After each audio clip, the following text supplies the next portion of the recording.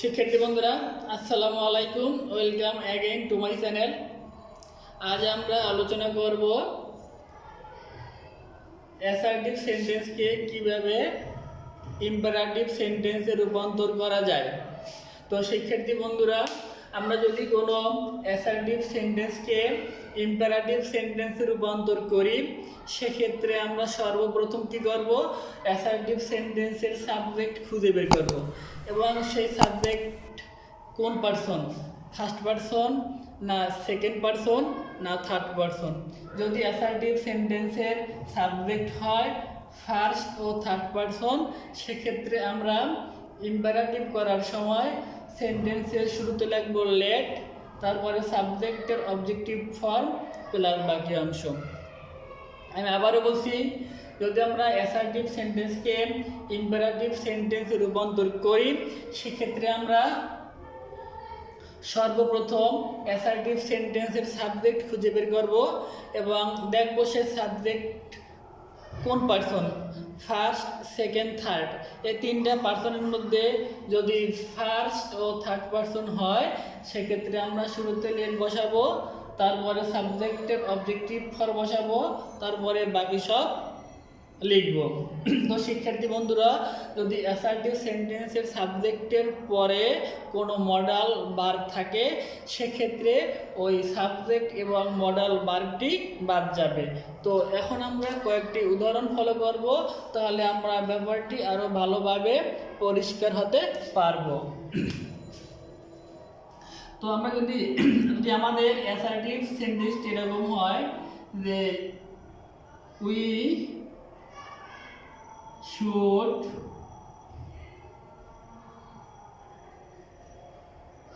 respect our teachers.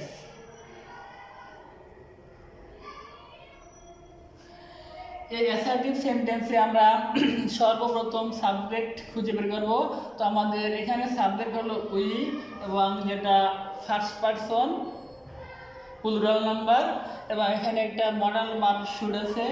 তো আমরা আগেই বলেছিলাম, যদি অ্যাসার্টিভ সেন্টেন্সের সাবজেক্ট হয় ফার্স্ট পারসন, সেক্ষেত্রে আমরা ইম্পারেটিভ করার সময় কি করব, আমরা সেন্টেন্সের শুরুতে লেট লিখব, তারপরে সাবজেক্টের অবজেক্টিভ ফর্ম, আমরা উই সাবজেক্টের অবজেক্টিভ ফর্ম জানি কি আজ লিখব।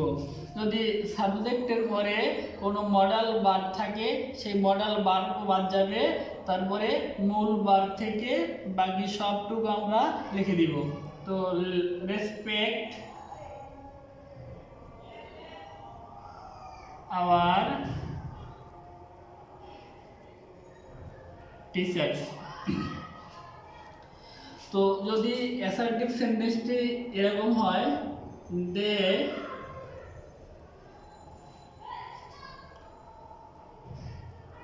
attend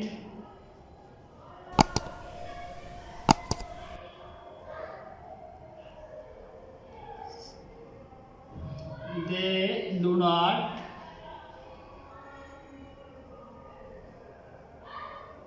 attend the party. তো শিক্ষার্থী বন্ধুরা, আমাদের এই অ্যাসার্টিভ সেন্টেন্সের সাবজেক্ট হলো দে, যেটা থার্ড পারসন প্লুরাল নাম্বার। আমরা যদি এই অ্যাসার্টিভ সেন্টেন্সটিকে ইম্পারেটিভ সেন্টেন্সে রূপান্তর করি, সেক্ষেত্রে আমরা কি করব, এই সাবজেক্ট দে এর এটা যেহেতু আমাদের থার্ড পারসন, সেজন্য আমরা কি লিখব, লেট লিখব। তারপরে সাবজেক্টের অবজেক্টিভ ফর্ম দে থাকলে দেম হবে, দে থাকলে দেম হবে। যদি এই অ্যাসার্টিভ সেন্টেন্সের সাবজেক্টের পরে কোনো ভার্ব থাকে, সেই ভার্ব বাদ যাবে। তো এখানে আছে ডু নট, আমরা শুধু নট লিখব, ডুটা বাদ যাবে। তো লেট দেম নট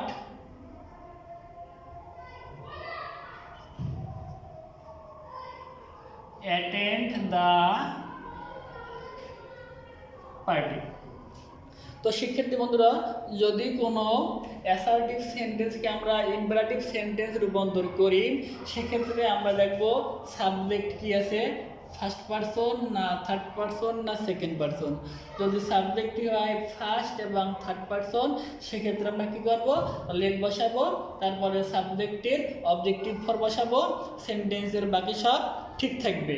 আর যদি সাবজেক্টের পরে কোনো মডাল ভার্ব থাকে বা কোনো সাহায্যকারী ভার্ব থাকে সেগুলি বাদ যাবে, সেন্টেন্সের বাকি সব ঠিক থাকবে। তো শিক্ষার্থী বন্ধুরা, যদি কোনো অ্যাসার্টিভ সেন্টেন্সের সাবজেক্ট সেকেন্ড পারসন হয় সেক্ষেত্রে আমরা তাকে কীভাবে ইম্পারেটিভ করব। সাবজেক্ট যদি সেকেন্ড পারসন হয় সেক্ষেত্রে আমরা ইম্পারেটিভ করার সময় কী করব, সেন্টেন্সের অ্যাসার্টিভ সেন্টেন্সের সাবজেক্ট এবং কোনো ভার্ব থাকলে সেটা বাদ যাবে, মূল ভার্ব থেকে বাকি সব ঠিক থাকবে। আমি আবারও বলছি, যদি কোনো অ্যাসার্টিভ সেন্টেন্সের সাবজেক্ট হয় সেকেন্ড পারসন সেক্ষেত্রে ইম্পারেটিভ করার সময় অ্যাসার্টিভ সেন্টেন্সের সাবজেক্ট এবং কোনো ভার্ব থাকলে মডাল ভার্ব অথবা অক্সিলিয়ারি ভার্ব সেগুলি বাদ যাবে, মূল ভার্ব থেকে সেন্টেন্সের বাকি সব ঠিক থাকবে।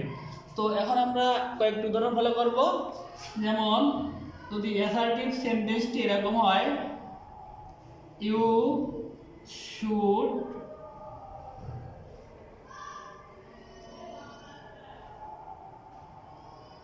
obey your elders। তো এই অ্যাসার্টিভ সেন্টেন্সটিতে আমাদের ইউ হলো সাবজেক্ট যেটা সেকেন্ড পারসন এবং শুড হলো মডাল ভার্ব। যেহেতু অ্যাসার্টিভ সেন্টেন্সের সাবজেক্ট সেকেন্ড পারসন সেহেতু আমরা ইম্পারেটিভ করার সময় মূল ভার্ব থেকে বাকি সব ঠিক রাখবো। তো অবে ইউর এল্ডার্স। তো শিক্ষার্থী বন্ধুরা, আমরা এর আগের ধরনের বসেছিলাম যদি সাবজেক্ট হয় ফার্স্ট এবং থার্ড পারসন সেক্ষেত্রে লেট দিয়ে শুরু করছি, যদি আমাদের সাবজেক্ট হয় সেকেন্ড পারসন সেক্ষেত্রে লেট হবে না, সেক্ষেত্রে কী হবে, মূল ভার্ব থেকে বাকি সব ঠিক থাকবে। তো আমরা আরেকটা উদাহরণ দেখি।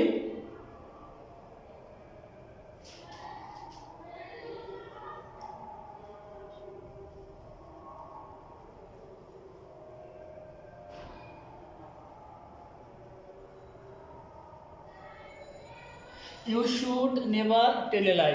এখানে ইউ হলো সাবজেক্ট যেটা সেকেন্ড পারসন। তো যদি সাবজেক্ট হয় সেকেন্ড পারসন সেক্ষেত্রে আমরা কী দিয়ে শুরু করব, সেক্ষেত্রে আমরা মূল ভার্ব দিয়ে শুরু করব।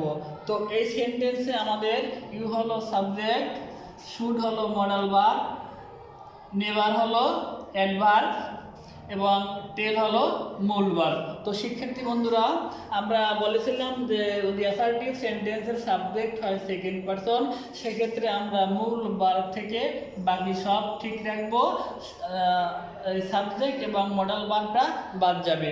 তো শিক্ষার্থী বন্ধুরা, এখন আমরা যদি দেখি যে কোনো সেন্টেন্সে নেভার আছে সেক্ষেত্রে আমরা কী করব, ওই নেভার সহ বাকি সবটুকু লিখে দেব। তো নেভার টেল এ লাই। যদি নেভার থাকে সেক্ষেত্রে আমরা কি করব, নেভার সহ সেন্টেন্সের বাকি সব ঠিক রাখবো, সাবজেক্ট এবং মডাল ভার্ব থাকলে সেগুলি বাদ যাবে। তো শিক্ষার্থী বন্ধুরা, আজ এ পর্যন্তই।